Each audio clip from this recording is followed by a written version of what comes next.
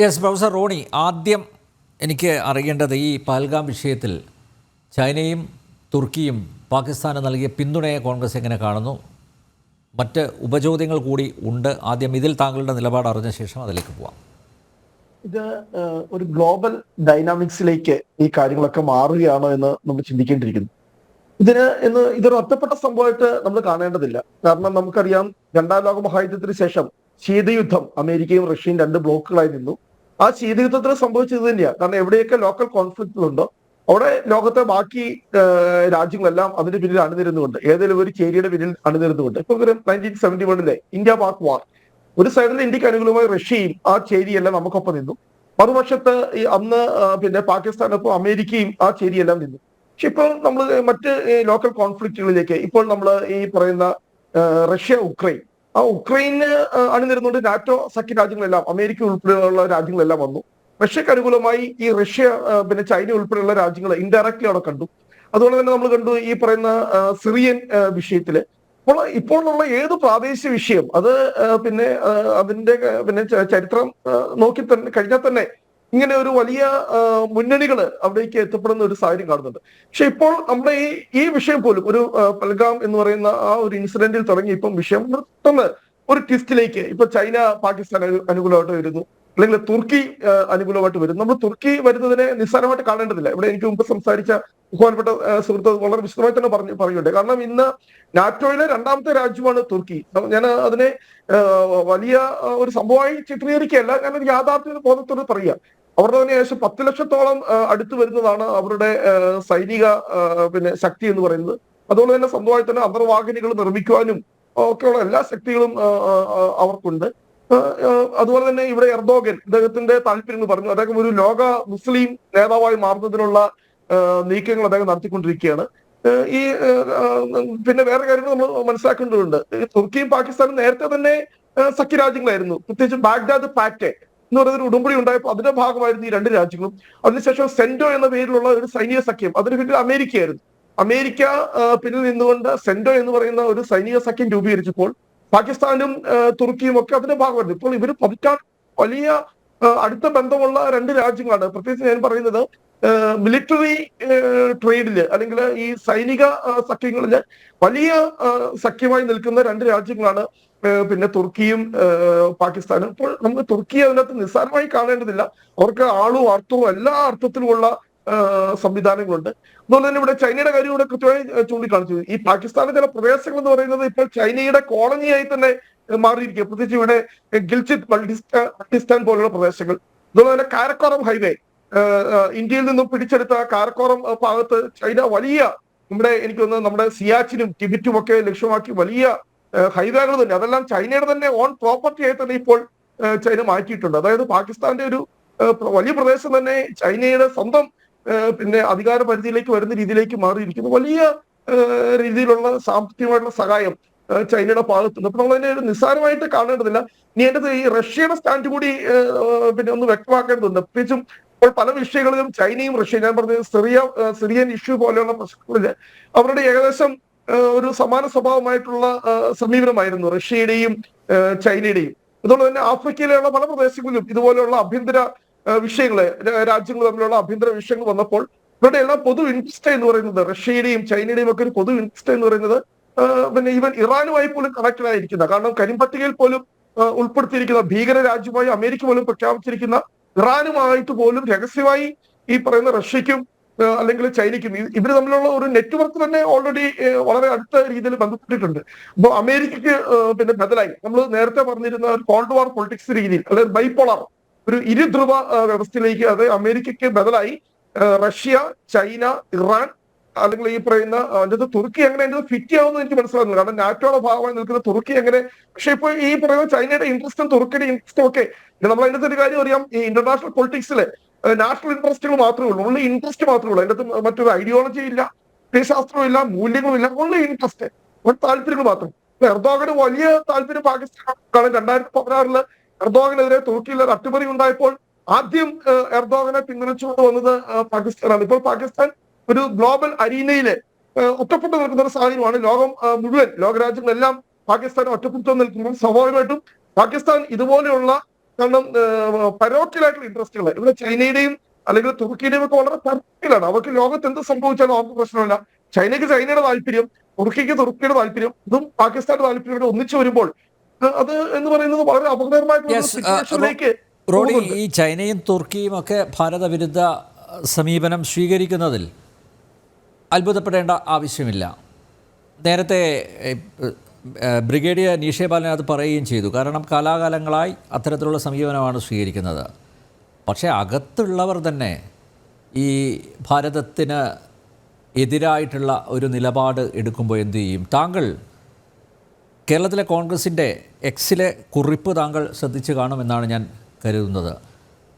തീർച്ചയായും ശശി തരൂരിനെ പോലുള്ള ദേശസ്നേഹികളുണ്ട്. അദ്ദേഹം പറഞ്ഞു ഈ സമയത്ത് ഇൻ്റലിജൻസ് ഫെയിലിയർ, സുരക്ഷാ പ്രശ്നങ്ങൾ അതൊന്നുമല്ല ചർച്ച ചെയ്യേണ്ടത്. നമ്മൾ ഒറ്റയ്ക്ക് ആ ഒരു ഐക്യം അല്ലെങ്കിൽ ആ ഒരു ദേശീയ ബോധം പ്രകടിപ്പിക്കേണ്ട ഒരു സമയമാണ് ഇത് എന്ന് ശശി തരൂർ പറഞ്ഞിട്ടുണ്ട്. പക്ഷേ നോക്കൂ, കോൺഗ്രസ് എക്സിൽ കുറിച്ചത് കേരളത്തിലെ കോൺഗ്രസ് ആണേ.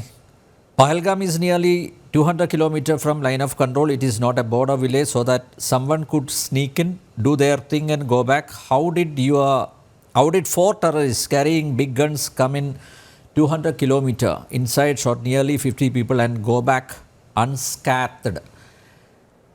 അത് നമ്മുടെ പാകിസ്ഥാനിലെ രാഷ്ട്രീയ നേതാവ് ഫവദ് ഹുസൈൻ, അദ്ദേഹം അതാണ് എടുത്ത് ഉപയോഗിച്ചിരിക്കുന്നത്, ഇപ്പോൾ ഒരു ആയുധമാക്കിയിരിക്കുന്നത്. അദ്ദേഹം പറഞ്ഞിരിക്കുന്നത് mission save Amit Shah by Hindu Mahabharata and BJP Nexus exposed എന്നുള്ളതാണ്.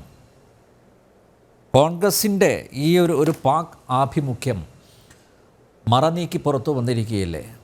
ഇപ്പോഴും കേരളത്തിലുള്ള ചിലർ പാകിസ്ഥാനോടൊപ്പം ആണ്. ഇപ്പം ലീഗ് അങ്ങനെ ഒരു നിലപാട് സ്വീകരിച്ചാൽ അത്ഭുതപ്പെടാനൊന്നുമില്ല. പക്ഷേ കേരളത്തിലെ കോൺഗ്രസിൻ്റെ ഉദ്ദേശം എന്താണ്? ഈ രാജ്യസുരക്ഷയുമായി ബന്ധപ്പെട്ട് നമ്മൾ ചോദ്യങ്ങൾ ചോദിക്കുമ്പോഴോ അല്ലെങ്കിൽ സംശയങ്ങൾ പ്രകടിപ്പിക്കുമ്പോഴോ അതിനെ ഒരു രാജ്യവിരുദ്ധമായി ചിത്രീകരിക്കുന്ന ആ ഒരു നരേറ്റീവ് ശരിയല്ല എന്നാണ് എനിക്ക് പറയാനുള്ളത്. അല്ല, പാകിസ്ഥാനിലെ ഒരു മുൻ മന്ത്രിക്ക്, പാകിസ്ഥാനിലെ പ്രമുഖനായ ഒരു രാഷ്ട്രീയ നേതാവിന് ആയുധം കൊടുക്കുന്നത് കേരളത്തിലെ കോൺഗ്രസ് ആണ്. അതിന് ചെറുതായി കാണാൻ പറ്റുമോ? ഞാൻ അതിന് മുമ്പ് തന്നെ ഞാൻ കൃത്യമായി പറയാം. എന്തായിരുന്നു നമ്മുടെ ഈ പറയുന്ന സർവകക്ഷി യോഗത്തിൽ ഇന്റലിജൻസ് ബ്യൂറോയുടെ ഡയറക്ടർ അദ്ദേഹം ഒരു 20 മിനിറ്റ് പ്രസന്റേഷൻ അവിടെ നടത്തി. ആ പ്രസന്റേഷൻ ഒടുവിൽ അദ്ദേഹം തന്നെ സംബന്ധിച്ചെന്താ അത് ഞാൻ ചോദിക്കട്ടെ, അത് കോൺഗ്രസ് ആണോ അദ്ദേഹത്തെ കൊണ്ട് സംബന്ധിപ്പിച്ചത്? അദ്ദേഹം കോൺഗ്രസിന്റെ ഭാഗമാണോ? ആ സർവകക്ഷി യോഗത്തില് ആ ഇന്റലിജൻസ് ബ്യൂറോയുടെ ഡയറക്ടർ എന്ന് പറഞ്ഞത് അവിടെ ഇന്റലിജൻസിന് പാലിച്ചു വന്നു എന്നാണ്. അത് ഈ രാജ്യത്തെ മാധ്യമങ്ങളെല്ലാം റിപ്പോർട്ട് ചെയ്തതല്ലേ. നമ്മളല്ലാതെ ഒരു കാര്യം മിണ്ടാതിരിക്കില്ല. അത് സ്വാഭാവികമായിട്ടും അത് ഒരു ചോദ്യം ചോദിക്കുന്നതിന്റെ അകത്ത് അല്ല സംശയങ്ങൾ ചോദിക്കുന്നതിന്റെ അകത്ത് ഒരു ക്ലാരിഫിക്കേഷൻ വേണ്ടി ചോദിക്കുന്നതിന്റെ അകത്ത് അതൊക്കെ പിന്നെ രാജ്യവിരുദ്ധ ശക്തികളെ പ്രോത്സാഹിപ്പിക്കാനാണ് എന്ന് നമ്മൾ പറഞ്ഞ അങ്ങനെ ഒരു ആശയക്കുഴപ്പം ഉണ്ടാക്കിയത്. കാരണം ഇവിടെ ഇന്ന് യുഎന്നിലൊക്കെ സേവനം അനുഷ്ഠിച്ചിട്ടുള്ള പരിണതപ്പച്ചനായ ശശി തരൂരിന് അതൊന്നും മനസ്സിലാകാതെയാണോ അദ്ദേഹം അങ്ങനെ ഒരു സ്റ്റേറ്റ്മെന്റ് ഇറക്കിയത്? ഈ ഘട്ടത്തിൽ ഈ വീഴ്ചകൾ അതല്ല പൊക്കിപ്പിടിച്ച് നടക്കേണ്ടത്, മറിച്ച് നമ്മുടെ സുരക്ഷ, അതുപോലെ നമ്മുടെ ഐക്യം, നമ്മുടെ രാജ്യത്തിൻ്റെ അഖണ്ഡത, ഇതെല്ലാം പരിഗണിക്കേണ്ട ഒരു സമയത്ത്, നമ്മളെല്ലാവരും ഒറ്റക്കെട്ടായി പ്രവർത്തിക്കേണ്ട ഒരു സമയത്ത് ഇങ്ങനെയുള്ള സെക്യൂരിറ്റി ലാപ്സസ് ചൂണ്ടിക്കാണിക്കേണ്ടതാണോ ഉത്തരവാദപ്പെട്ട ഒരു പ്രതിപക്ഷ പാർട്ടി എന്ന നിലയിൽ കോൺഗ്രസ് ചെയ്യേണ്ടത്? വളരെ കൃത്യമായി തന്നെ അഖിലേന്ത്യാ തലത്തില് കോൺഗ്രസ് എടുത്തിരിക്കുന്ന ഒരു നിലപാട്, അത് ഞങ്ങളുടെ പ്രസിഡന്റ് ആയിട്ടുള്ള മല്ലികാർജ്ജുൻ ഖാർഗെയും പ്രതിപക്ഷ നേതാവ് ശ്രീ രാഹുൽ ഗാന്ധിയും ഒക്കെ എടുത്തിരിക്കുന്ന നിലപാട്, ഇത് സർക്കാരിനെ വിമർശിക്കാനുള്ള ഒരു അവസരമായി ഞങ്ങൾ ഉപയോഗിക്കാൻ ആഗ്രഹിക്കുന്നില്ല. മുൻകാലങ്ങളിൽ അങ്ങനെയൊക്കെ ഉണ്ട്.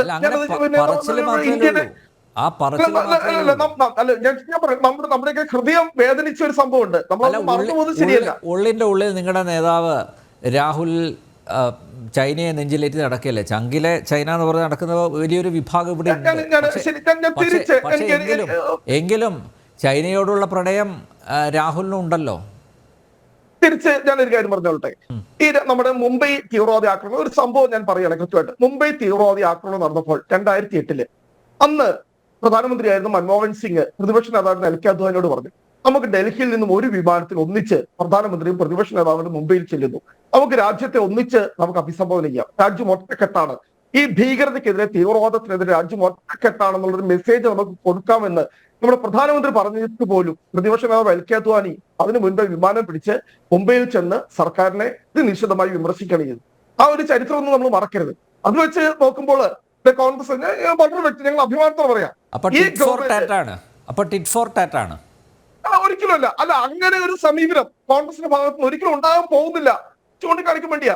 അല്ലാതെ ആരെങ്കിലും എവിടെയെങ്കിലും ഒരു അഭിപ്രായം ഞങ്ങളുടെ ഔദ്യോഗിക നിലപാടുന്നത് ഞങ്ങളെ ശക്തമായി ഈ ഗവൺമെന്റിനൊപ്പം അന്ന് ഈ സർവകക്ഷി യോഗം വിളിച്ചു. ഞങ്ങളുടെ പ്രതിപക്ഷ നേതാവ് ഉൾപ്പെടെ ബഹുമാനപ്പെട്ട പാർട്ടിയുടെ പ്രസിഡന്റ് ഉൾപ്പെടെ പങ്കെടുത്തു, പ്രധാനമന്ത്രിയോട് പങ്കെടുത്തോ. ഒരു ശരാശരി ഒരു ഭാരതീയ പൗരൻ എന്ന നിലയിൽ ഒരു ആശങ്ക ഞാൻ ചോദിക്കുക, എന്തുകൊണ്ട് പ്രധാനമന്ത്രിക്ക് ഇത്രയും പ്രധാനപ്പെട്ട ഒരു യോഗത്തിൽ പങ്കെടുക്കാൻ കഴിഞ്ഞില്ല? ഞങ്ങളുടെ രാഷ്ട്രീയ അഭിപ്രായ വ്യത്യാസമല്ല. പ്രധാനമന്ത്രിക്ക് ഞങ്ങൾ പ്രതിപക്ഷ നേതാവും കോൺഗ്രസിലെ പ്രസിഡന്റും പങ്കെടുക്കുന്ന ഒരു യോഗത്തിൽ പങ്കെടുക്കുവാൻ അദ്ദേഹത്തിന് എന്തെങ്കിലും ഒരു കാരണം കൊണ്ടോ ഞാൻ അറിയാൻ മേലാതെ ചോദിക്കുക. രാജ്യം ഒരു പൊതുവായ ഒരു വിഷയത്തെ നേരിടുമ്പോൾ, ഇത്രയും വളരെ ഗുരുതരമായിട്ടുള്ള ഒരു പ്രശ്നത്തെ നേരിടുമ്പോൾ ആ പ്രധാനമന്ത്രി പങ്കെടുത്തിരുന്നെങ്കിൽ ഉണ്ടാകാൻ പോകുന്ന ഒരു സന്ദേശം എന്തായിരിക്കും? വളരെ യൂണിറ്റി, വളരെ ഐക്യത്തിന്റെ. പക്ഷെ പുറത്തു വരുന്ന വാർത്തകൾ എന്താ? പ്രധാനമന്ത്രിക്ക് ഇസ്ലാമിക ടെററിസം എന്ന് പറയുന്നില്ലല്ലോ. നിങ്ങൾ ഇസ്ലാമിക ടെററിസത്തെ എതിർക്കുന്നു എന്ന് നിങ്ങൾ പറയാൻ ഭയപ്പെടുകയല്ലേ? നോക്കൂ, ഇന്ന് കർണാടകത്തിലെ നിങ്ങളുടെ കോൺഗ്രസ് നേതാവ്, നേരത്തെ അദ്ദേഹത്തിന് കേരളത്തിലെ കോൺഗ്രസിൻ്റെ ചുമതലയൊക്കെ ഉണ്ടായിരുന്നു, ബി.കെ. ഹരിപ്രസാദ്, അദ്ദേഹം എന്താ പറഞ്ഞത്? പാകിസ്ഥാൻ നമ്മുടെ ശത്രു രാഷ്ട്രമല്ല, പാകിസ്ഥാൻ നമ്മുടെ അതിർത്തി രാഷ്ട്രമാണെന്നുള്ളതാണ്. Not enemy country but neighbouring country. ഇതിൽ നിന്ന് എന്താ മനസ്സിലാക്കേണ്ടത്? നിങ്ങളിപ്പോഴും പാകിസ്ഥാനെ ഒരു ശത്രു രാഷ്ട്രമായിട്ട് കാണുന്നില്ല. അങ്ങനെയുള്ളൊരു നിലപാടല്ല കോൺഗ്രസിൻ്റേത് എന്നല്ലേ? Very simple. ഇത് മനസ്സിലാക്കാനത് നമ്മൾ കൂടുതൽ പണിപ്പെടേണ്ട ആവശ്യമില്ലല്ലോ. അല്ല, നിൽക്കേ, പാകിസ്ഥാന് ഇന്ത്യയുടെ ശത്രുരാഷ്ട്രമായിരുന്നില്ല എങ്കിൽ, അങ്ങനെ കോൺഗ്രസ് പരിഗണിച്ചില്ലായിരുന്നെങ്കിൽ 48-ലും 65-ലും 71-ലും ഒക്കെ പോയി ധീരയുക്തം അവിടെ പോരാടി പാകിസ്ഥാനെ എങ്ങനെയൊക്കെ ദുർബലപ്പെടുത്താമോ, നമ്മുടെ ഏറ്റവും വലിയ ശത്രുവാണ്, നമ്മുടെ ഇമ്മീഡിയറ്റ് ആയിട്ടുള്ള എനിമിയാണ്, എന്നും നമ്മുടെ ഏറ്റവും വലിയ, നമ്മുടെ മുമ്പിലെ ഏറ്റവും വലിയ ത്രെട്ടാണ് എന്ന് കൃത്യമായി ബോധ്യപ്പെട്ടുകൊണ്ട് തന്നെയാ കോൺഗ്രസ് ഭരിച്ചിരുന്ന കാലഘട്ടത്തിൽ ഞങ്ങളുടെ പ്രധാനമന്ത്രിമാർ അതിനു വേണ്ടിയിട്ടുള്ള എല്ലാ ശ്രമവും ഞങ്ങൾ നടത്തിയിട്ടുണ്ട്. എങ്ങനെ പാകിസ്ഥാനെ ദുർബലപ്പെടുത്താമോ? 71 യുദ്ധത്തിന്റെ ചരിത്രമൊന്നും മറന്നു പോകരുതേ. 71 യുദ്ധത്തിന്റെ ചരിത്രമൊക്കെ ലോകമെമ്പാടും ഓടി ഇന്ദിരാഗാന്ധി എന്ന് പറയുന്ന അന്നത്തെ പ്രധാനമന്ത്രി. അതിനു മുമ്പ് ഈ വിഭജനത്തിലേക്ക് നയിച്ച കാരണങ്ങൾ കൂടി ഒന്ന് പ്രൊഫസർ റോണി കെ ബേബി ഓർക്കുന്നത് നന്നായിരിക്കും. അല്ല, അത് ഇന്ത്യൻ നാഷണൽ കോൺഗ്രസിന്റെ തലയിലേക്ക് മാത്രമായി വെച്ച് കെട്ടണ്ട. നമ്മൾ അത്രയും പുറകോട്ട് പോണ്ടെന്ന് വിചാരിച്ചിട്ടാ? അല്ല, നമ്മൾ ഉള്ളത് ഫാക്ട് ആയിട്ട് തന്നെ ചർച്ച ചെയ്യണമെന്നേ. കാരണം ബ്രിട്ടീഷ് ശക്തികൾ പ്രോത്സാഹിപ്പിച്ച, കാരണം ഇന്ത്യയെ തമ്മിലടിപ്പിക്കാനുള്ള ഏറ്റവും നല്ല മാർഗം ഡിവൈഡ് ആൻഡ് റൂൾ ആണെന്ന് മനസ്സിലാക്കിയ ബ്രിട്ടീഷുകാർ രണ്ടു വശത്തു നിന്നും പിന്നെ വർഗീയ ശക്തികളെ പ്രോത്സാഹിപ്പിച്ചെന്താ പറഞ്ഞതുകൊണ്ട് മാത്രമാണോ അങ്ങനെ ഒരു ഉള്ളത്? നമ്മൾ ചരിത്രത്തെ വളച്ചൊടിച്ചു കഴിഞ്ഞാല് വസ്തുത അല്ലാതെ മാറത്തില്ലല്ലോ. ഇവിടെ പാകിസ്ഥാൻ ഇവിടെ 46-ല് ഇവിടെ തെരഞ്ഞെടുപ്പ് വന്നപ്പോൾ അന്ന് പാകിസ്ഥാൻ മുസ്ലിം ലീഗിന് കിട്ടിയത് വെറും 3% വോട്ടാ. ഇന്ത്യയിലെ ബഹുഭൂരിഷ മുസ്ലിങ്ങളും വർഗീയതക്കെതിരായിട്ടാണ് നിലപാടെടുത്തത്. അന്നെന്താ മുഹമ്മദ് ജിന്ന എന്ന് പറയുന്ന ഒരു വ്യക്തിയുടെ വ്യക്തിവൈരാഗ്യം 1920-ലെ നാഗ്പൂർ AICCയിൽ ഗാന്ധിയോട് തോറ്റിറങ്ങി പോകേണ്ടി വന്ന ജിന്നയുടെ ഗാന്ധിയോടുള്ള വ്യക്തിവൈരാഗ്യം, ആ വ്യക്തിവൈരാഗ്യമാണ് അവസാനം പാകിസ്ഥാൻ എന്ന് പറയുന്ന ഇന്ത്യയിലെ മുസ്ലിം സമുദായത്തിന് പോലും അതിന് പിന്തുണയില്ലായിരുന്നു. അദ്ദേഹത്തെ ബ്രിട്ടീഷുകാർ സപ്പോർട്ട് ചെയ്തു, ബ്രിട്ടീഷുകാർ മാക്സിമം പ്രോത്സാഹിപ്പിച്ചു. അങ്ങനെ ഇന്ത്യ വെട്ടിമുറിച്ചു. ഗാന്ധിയൊക്കെ അവസാനം വരെ എന്താ, എന്റെ ശവശരീരത്തിന് മുകളിൽ മാത്രമേ ഇന്ത്യ വെട്ടിമുറിക്കാവുള്ളൂ എന്നൊരു നിലപാടെടുത്തു. 46-ലെ ഡയറക്ട് ആക്ഷന്റെ ചരിത്രം മറന്നുപോകല്ലേ? ഈ രാജ്യത്ത് മുഴുവൻ കലാപം സൃഷ്ടിച്ച് ജിന്നയുടെ അനുയായികള് ആളുകളെ മുഴുവൻ കൊന്നൊടുക്കി. Direct action. കൽക്കത്തയിലൊക്കെ ആയിരങ്ങളാണ് മരിച്ചു വീഴുന്നത്. ബ്രിട്ടീഷുകാരെ ഒരു തരത്തിലും സമാധാനം ഉണ്ടാക്കാൻ വേണ്ടിയിട്ടോ അവരത് പോലീസിനെ പട്ടാളത്തെയോ അണിനിരത്തി കലാപത്തെ അടിച്ചമർത്താൻ ശ്രമിച്ചില്ല. ആത്യന്തികമായി അനിവാര്യമായ ഒരു വിഭജനത്തിലേക്ക് രാജ്യം പോയി. അതിനുവേണ്ടി ഉത്തരവാദി കോൺഗ്രസ് ആണെന്ന് പറഞ്ഞു വെക്കരുതേ. കോൺഗ്രസിന് അങ്ങനെ പറയാൻ പറ്റുള്ളൂ. യെസ്.